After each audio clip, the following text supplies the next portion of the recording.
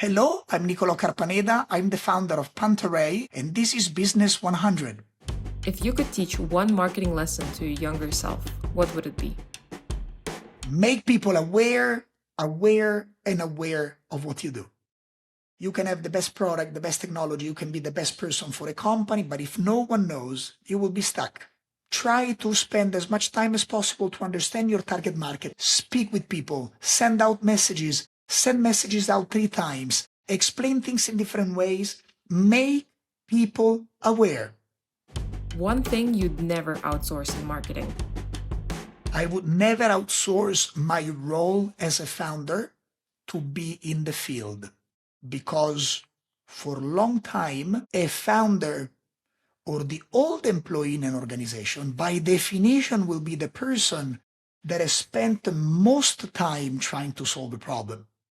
And so as soon as you stop learning, you'll stop understanding your team. And as soon as you stop learning, you'll stop being able to coach and mentor your team on past errors. At some point, of course, you need to delegate a few things, but marketing, which is dialogue with potential clients, need to be in the field. I wouldn't delegate this for a while. What's the biggest mistake people make early in their careers? I think probably the biggest one is that we often think about planning everything from the start. So we want to know what we like. We are thinking about what's the ideal career path. We think about what's the ideal company, and we do a research based on that, but we will never know. I think the path is made by walking in the jungle, not deciding where to go in the jungle with a map. And our ideal career would be about just dedicating time to discovering business industries and the right people. And based on iterations and experiments in this discovery journey, we will find out slowly and bit by bit what we want to do and what we are good at. So the planning is anxiety, suffering, and impossible to do. Just finding out what can be interesting, trying and iterating later is probably the right answer. If you could give one piece of advice to someone stuck in their career, what would it be? First, without errors, we don't learn. Everyone makes errors. And so the idea is get in, experiment, don't expect too much from yourself, but don't justify yourself from not trying. Be very clear, iterate, experiment, and analyze together very transparently. Find out good people to work with. You can be in the Coca-Colas, Googles, or Goldman Sachs with a bad team, a bad manager, not learning. You will come out after 5 years with an interesting salary, not a good experience. You will not be able to add much to the next place. While you can start more slowly, work with a world-class team. What's your go-to question for a job candidate? I think my go-to answer now is, look, are you available for a couple of slots paid for 1 or 2 hours together?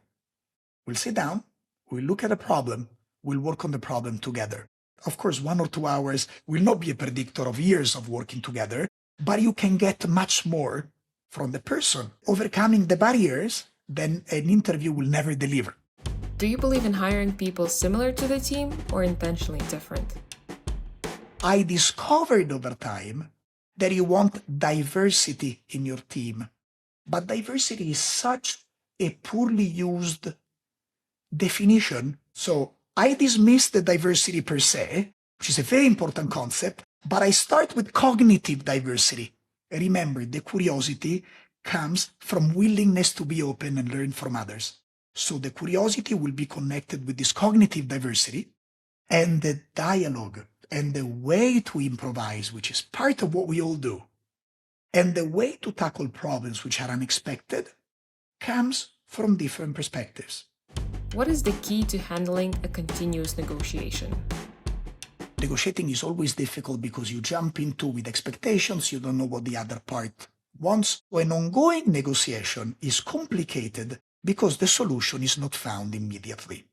The idea is that if there's something you really need and want, and you are sitting down with the counterparty, give yourself the space to dialogue. And a dialogue comes from listening. For a second, parking the list of desires and trying to listen from the other's point of view might open doors to progress on a continuous negotiations with good outcomes.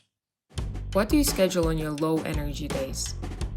A low energy day may come from some, mental struggle. They can come because I'm tired. I have 2 young kids. Maybe you don't sleep very well at night.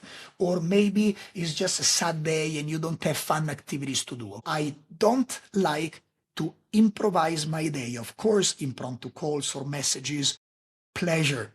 But to have the day that I improvise and I do what I feel, don't like it. But when I'm low energy, that's a problem.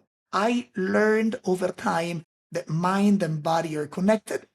So I go out for a walk for 20 minutes, or I suggest to anyone working from home to buy a tapis roulant, cheap, put it on, walk while you do your calls, and just suddenly low energy will transform into good energy. Instead of accommodating my low energy without trying to be a stoic, the idea is let me try to shift this away and to just move and care for my body. 1 more coffee, 2 or 3 max per day, a good salad for lunch, nothing heavier, and then I'll try to move. And very often the days change. That would be my advice.